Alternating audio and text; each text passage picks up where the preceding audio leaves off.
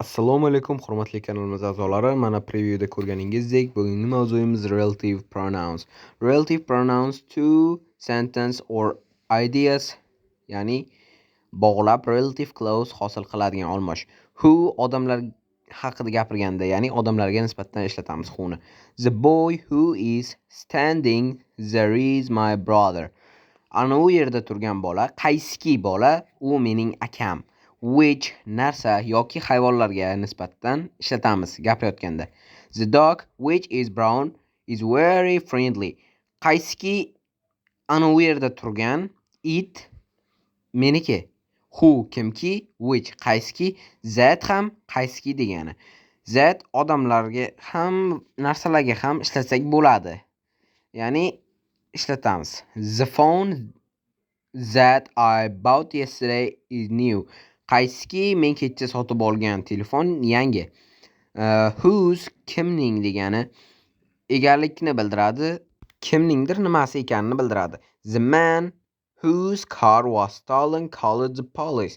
Qaysiki ana u kishining mashinasi kecha yo'qoluvdi. Xullas, who odamlarga nisbatan, which narsalarga nisbatan, that ham odam ham narsaga nisbatan. Whose esa egalik. Bu olmoshlar oldidan keladigan ot, ya'ni noun, kishilik olmoshlari you va boshqalar bilan kesimning verb orasida keladi. Xo'p, endi relative pronouns as subject or object, ya'ni relative pronouns as subject, ya'ni egaga nisbatan, ya'ni relative pronoun gapning egasi bo'lib keladi, ya'ni u verb kesimdan oldin bo'ladi. Noun who, which, that, whose plus verb. Misollar: The girl who lives next door is from India. The horse which won the race is black. The man that is speaking is my teacher. The woman whose dog is red is my aunt. King esa relative pronoun as object to'ldiruvchi, ya'ni relative pronoun gapning to'ldiruvchisi bo'lib keladi. U verb kesimdan keyin turadi. Noun, verb, who, which, that, whose. Misollar: I met a girl who lives in Japan. She bought a book which is interesting.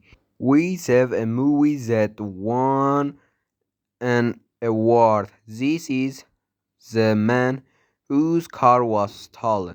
Esda tuting, agar gapda relative clause, ya'ni who, which, that, whose dan keyin keyingi qismda yo'q bo'lsa, bu to'ldiruvchi emas, balki ega bo'ladi. Agar yana shunaqa kontentlar kutmoqchi bo'lsangiz, like bosing, kommentariy yozing hamda obuna bo'ling va donat qiling. Donat ссылка profilda.